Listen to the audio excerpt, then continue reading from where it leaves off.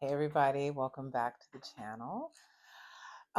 Tonight I would like to do a video talking about journaling practice, but specifically for this time, this time what it is for me, the end of the day, the evening.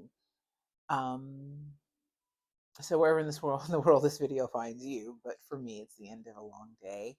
And so usually when I do my journaling, I do it in the morning, my version of morning, not normal people's version of morning, but the beginning of the day is when I do my journaling.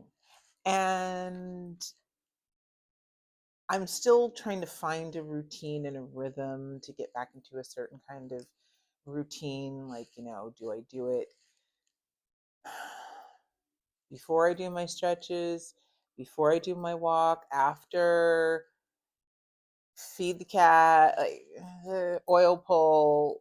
So I'm still trying to fit it in light of some health issues that make it a little challenging sometimes to do all the things that I would like to do and feel that I need to do for myself just to be a quasi functioning human.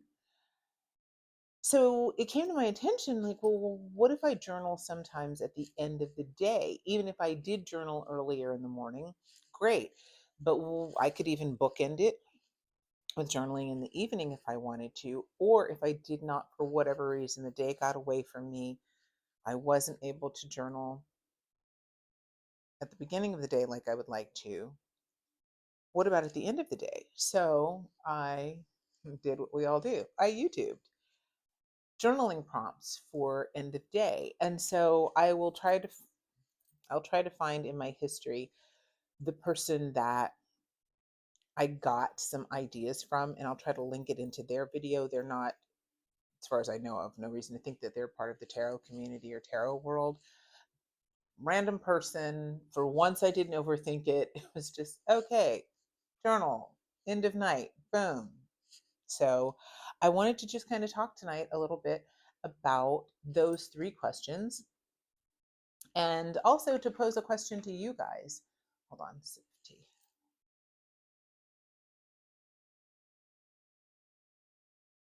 It's a nice blend. Little mugwort in there, a little lavender, little rose. Um, just came back from doing a tour. I haven't done a tour in a long time, and I had a really, really great group.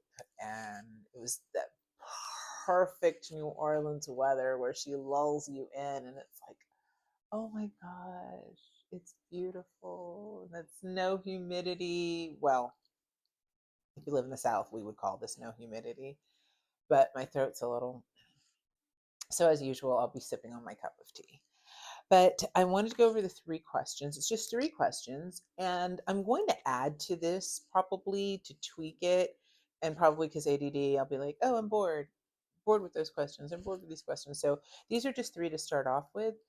But if you feel like popping a comment down there, tell me, where do you guys journal? Do you journal as a part of tarot study and practice? Do you pull cards? And do you do it? When do you do it? When do you find it fits in your routine? I think with me, with the ADD shenanigans, um, that hyper focus thing kicks in, and I need to sometimes learn how to just say, okay, you can journal effectively in 5 minutes. If that's all you have, some is better than none. But that Gen X upbringing of if you're not going to do it right, don't do it at all, which has its own good principles, but also not.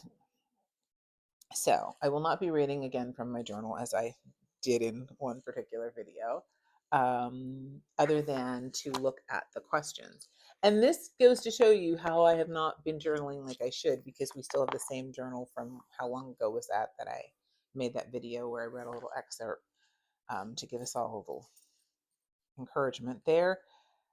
So yeah, I've not been journaling as consistently as I would like to. So I'm hoping that maybe bringing in this end of day evening practice will help. So, first question.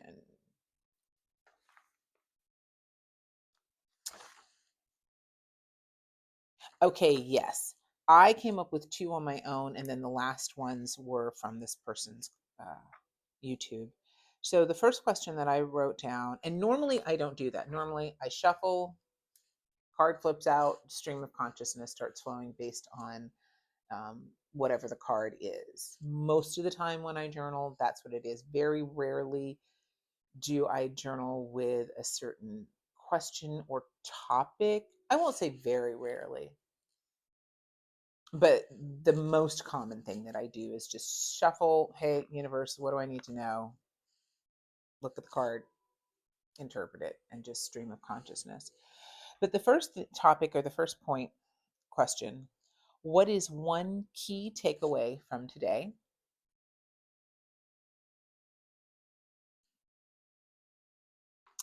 Number two,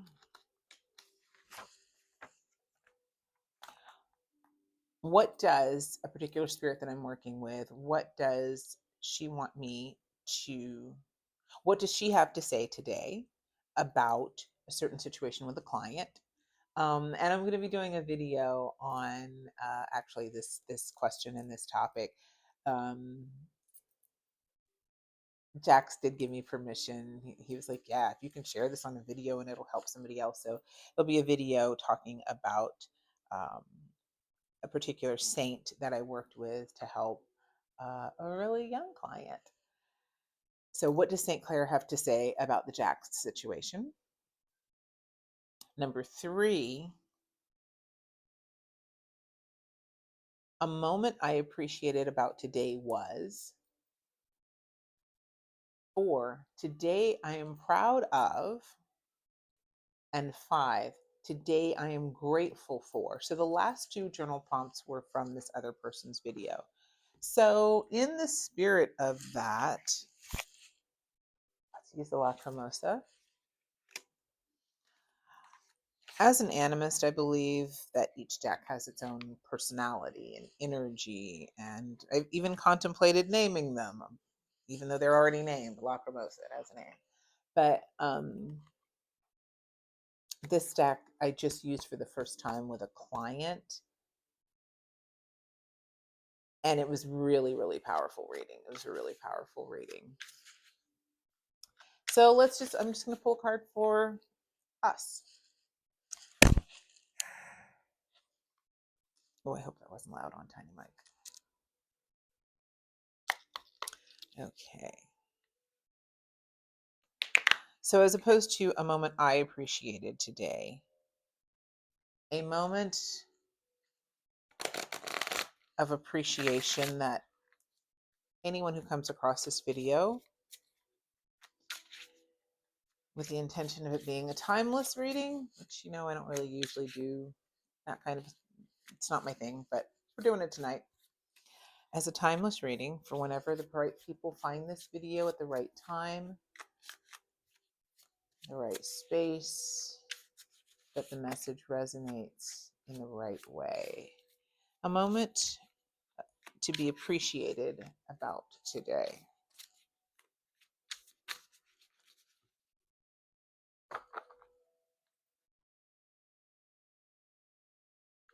And usually when I shuffle, I cut in three. Maybe that'll be another video I do, shuffling.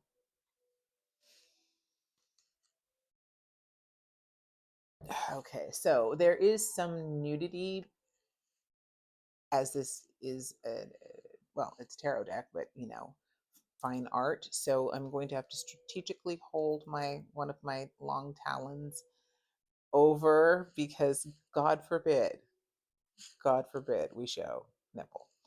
But it's been brought to my attention from someone made a post on Rose Bay's Instagram about a week or two ago about I forget what deck it was. The one by Gabby Herstick, the Goddess of Love, and that either Insta or YouTube, I think it was YouTube, flagged them because there was nudity in the deck. So let me, but it is the Two of Coins.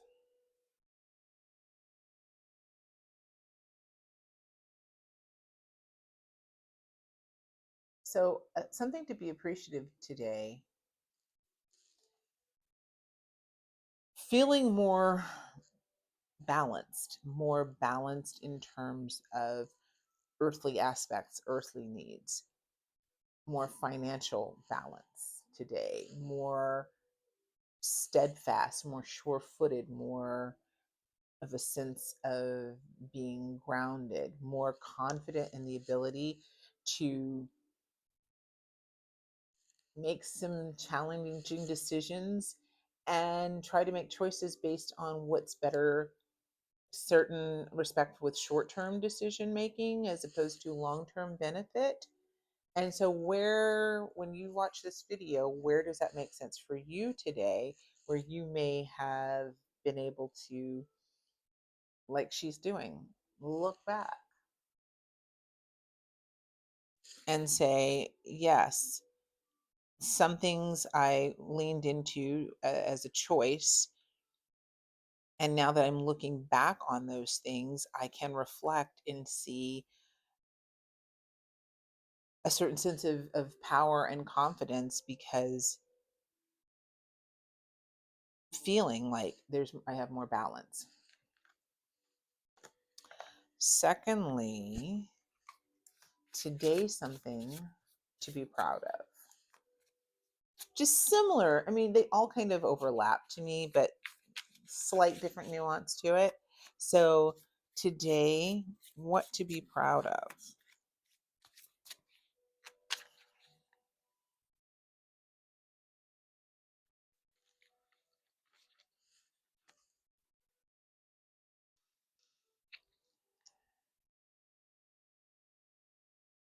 Give me a second here, guys. I still have a lot of study to do with this deck.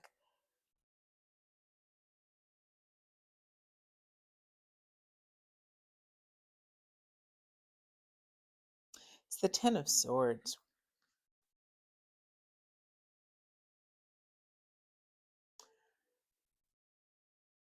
A certain individual who once was very public in their, part of pop culture, who's,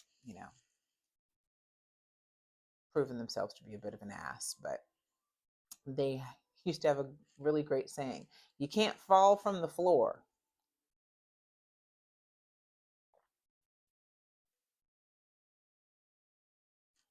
Ten of Swords. um where can any of us feel a sense of pride in not necessarily giving into fatalistic thinking, but also accepting some things have come to a definitive end and giving up any fight that is futile at this point, and recognizing that trying to continue to spin that wheel, it's not going to work. And so recognizing where, again, things that might be at a definitive dead end, it's no there's no benefit in putting more time or stress or giving it the energy that is anxiety, and recognizing that in spite of a lot of pain, stress, anxiety, and maybe some deep-seated feelings that are warranted of anger and betrayal, that might be, maybe there's situations where someone has treated us very poorly without provocation, without reason, when we thought that there was a reason to have some degree of trust, or no need to feel like we thought we had to watch our back, but yet we did, and recognizing where can we be proud of ourselves in just that recognition, because that's a hard pill to swallow. So giving the credit where credit is due and being proud of ourselves, where, okay, I accept the isness of this. There's going to be some tears. There's going to be laying out on the floor sometimes, maybe, but it's also going to be a need to recognize, how do I get up? How do I not inflict more suffering upon myself by a lack of acceptance?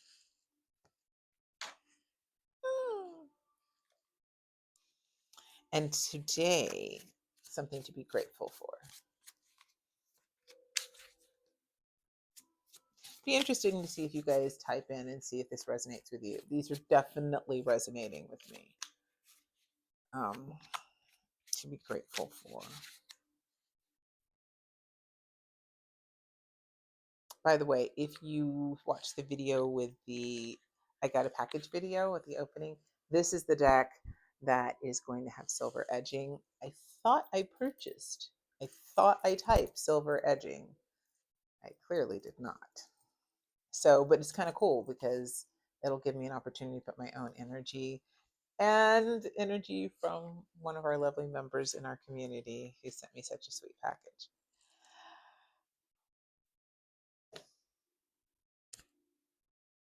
Today I'm grateful for Six of Pentacles. Help from some wonderful angels in my life. Help from divine guidance from my spirit, literally some angels, and from individuals and beings from my spiritual court, letting me know that they are watching, they are with me, and offering that divine assistance. But also some human angels that are reaching out to let me know, here's what I can do, here's how I can help. And also, I had a conversation with my tarot mentor this afternoon, and just reminding me that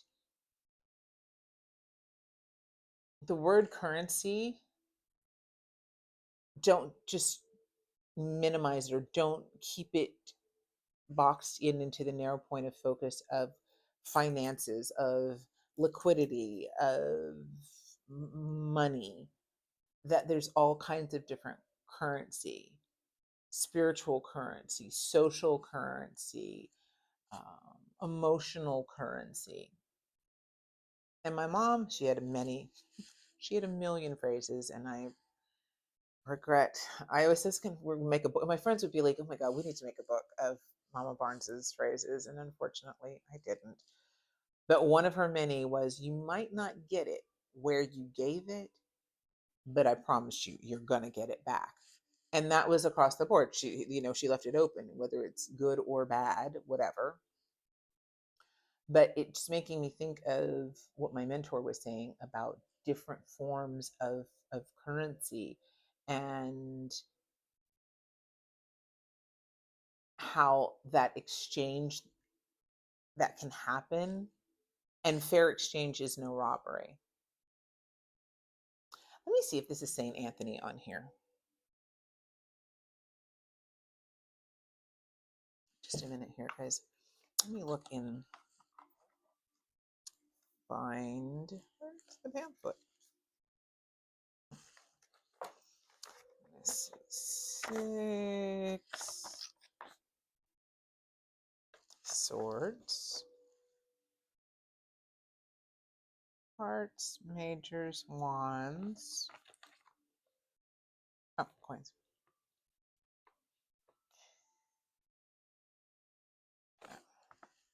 Who am I lying to? Myself.